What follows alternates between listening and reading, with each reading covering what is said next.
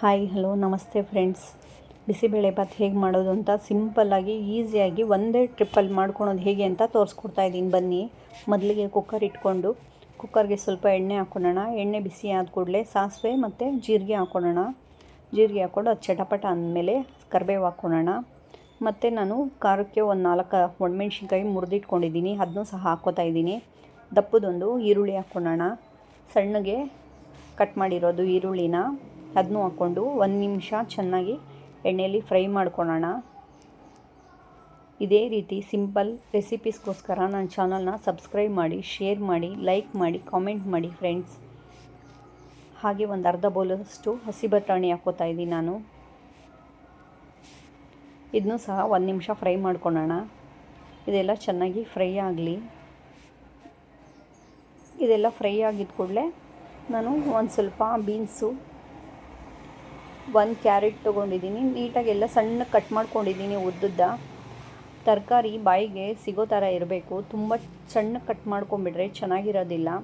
ನಾವೇನು ಬಾತಲ್ಲಿ ತಿಂತೀವೋ ಒಂದೊಂದು ಸ್ಪೂನ್ಗೂ ತರಕಾರಿ ಸಿಗೋ ಥರ ಇದ್ದರೆ ಚೆನ್ನಾಗಿರುತ್ತೆ. ಅದರಿಂದ ನಾನು ಸ್ವಲ್ಪ ತರಕಾರಿನ ಸ್ವಲ್ಪ ಜಾಸ್ತಿನೇ ಹಾಕ್ಕೋತಾ ಇದ್ದೀನಿ.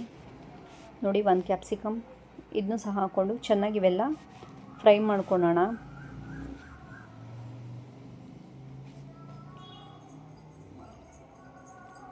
ಇದೆಲ್ಲ ಫ್ರೈ ಆದಮೇಲೆ ಟೊಮೊಟೊ ಹಾಕ್ಕೊಳ್ಳೋಣ. ನಾನು ಒಂದು 3 ಟೊಮೊಟೊನ, ಮೀಡಿಯಮ್ ಸೈಜ್ ಟೊಮೊಟೊನ ಉದ್ದುದ್ದಕ್ಕೆ ಸಣ್ಣ ಕಟ್ ಮಾಡ್ಕೊಂಡಿದ್ದೀನಿ. ಇದನ್ನೂ ಹಾಕ್ಕೊಂಡು ಚೆನ್ನಾಗಿ ಫ್ರೈ ಮಾಡ್ಕೊಳ್ಳೋಣ.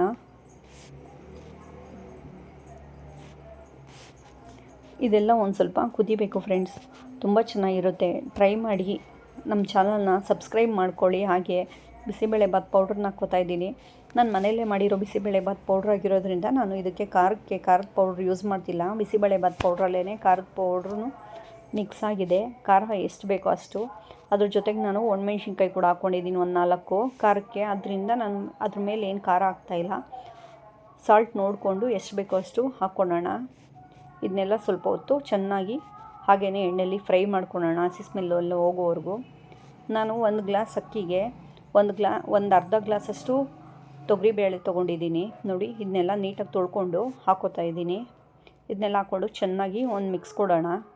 ನೀಟಾಗಿ ತರಕಾರಿ ಮತ್ತು ನಾವು ಹಾಕಿರೋ ಅಕ್ಕಿ ಬೇಳೆ ಎಲ್ಲ ಚೆನ್ನಾಗಿ ಮಿಕ್ಸ್ ಆಗೋವರೆಗೂ ಈ ರೀತಿ ನೋಡಿ, ಈ ರೀತಿ ಬರೋ ಥರ ಚೆನ್ನಾಗಿ ಮಿಕ್ಸ್ ಮಾಡ್ಕೊಳ್ಳಿ. ಎಲ್ಲ ಮಿಕ್ಸ್ ಆಗಬೇಕು.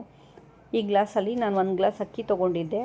ಇದೇ ಗ್ಲಾಸಲ್ಲಿ ಅರ್ಧ ಗ್ಲಾಸಷ್ಟು ಬೇಳೆ ತೊಗೊಂಡಿದ್ದೆ ನಾನು. ಅದೇ ಗ್ಲಾಸಲ್ಲಿ ಈಗ ಒಂದು 5 ಗ್ಲಾಸಷ್ಟು ನೀರು ತೊಗೊತಾ ಇದ್ದೀನಿ. ನಾನು ತೋರಿಸೋ ಪ್ರಮಾಣದಲ್ಲಿ ಕರೆಕ್ಟಾಗಿ ನೀವು ಮೆಜರ್ಮೆಂಟ್ ಮಾಡಿ ತೊಗೊಂಡ್ರೆ ಜಾಸ್ತಿ ತೆಳ್ಳಕ್ಕೂ ಆಗೋಲ್ಲ, ಜಾಸ್ತಿ ಮಂದಕ್ಕೂ ದಪ್ಪನೂ ಆಗೋಲ್ಲ. ಬಾತು ಮೀಡಿಯಮ್ಮಾಗಿ ಸಖತ್ತಾಗಿ ಬರುತ್ತೆ. ತೋರಿಸ್ತೀನಿ ನೋಡ್ಕೊಳ್ಳಿ. ಒಂದು ಬೆಟ್ಟದ ನೆಲ್ಲಿಕಾಯಷ್ಟು ದಪ್ಪ ಹುಣಸೆ ಹಣ್ಣನ್ನ ನೆನೆಸ್ಕೊಂಡಿದ್ದೆ, ಕಿವುಚ್ಬಿಟ್ಟು ಹಾಕ್ಕೋತಾ ಇದ್ದೀನಿ. ಹಳೆ ಹುಣಸೆ ಹಣ್ಣಾಗಿರೋದ್ರಿಂದ ಬ್ಲ್ಯಾಕ್ ಕಲರ್ ಇದೆ, ತುಂಬ ಹುಳಿ ಇರುತ್ತಿದ್ದು. ಇಷ್ಟು ಮಾತ್ರ ಹಾಕ್ಕೊಂಡ್ರೆ ಸಾಕು. ಮೇಯ್ನ್ ಬಿಸಿಬೇಳೆಭಾತ್ಗೆ ನಾವು ಏನು ಹುಣಸೆ ಹಣ್ಣು ಹಾಕ್ತೀವೋ ಅದು ಫ್ಲೇವರ್ ಚೆನ್ನಾಗಿರುತ್ತೆ. ಈಗ ನಾನು ಲೆಡ್ ಕ್ಲೋಸ್ ಮಾಡ್ತಾಯಿದ್ದೀನಿ, ಚೆನ್ನಾಗಿ ಮಿಕ್ಸ್ ಕೊಟ್ಕೊಂಡು. ಒಂದು 3 ವಿಸಿಲ್ ಆದಮೇಲೆ ನೋಡೋಣ ಹೇಗಿದೆ ಅಂತ ತೆಗೆದು. ವಾವ್, ನೋಡಿ ಫ್ರೆಂಡ್ಸ್, ಏನು ಸಖತ್ತಾಗಿ ಬಂದಿದೆ ಅಂತ. ಟ್ರೈ ಮಾಡಿ. ಫಟಾಫಟ್ ಅಂತ ಆಗೋಗುತ್ತೆ. ನಾವು ತರಕಾರಿ ಎಲ್ಲ ಮಿಕ್ಸ್ ಮಾಡಿ ಎಲ್ಲ ಕಟ್ ಮಾಡಿ ರೆಡಿ ಮಾಡಿಕೊಂಡ್ರೆ 10 ನಿಮಿಷದ ಕೆಲಸ ಫ್ರೆಂಡ್ಸ್. ಎಲ್ಲನೂ ರೆಡಿ ಮಾಡಿಬಿಟ್ರೆ. Okay bye. ಲಂಚ್ ಬಾಕ್ಸ್ಗೆ ರೆಡಿ.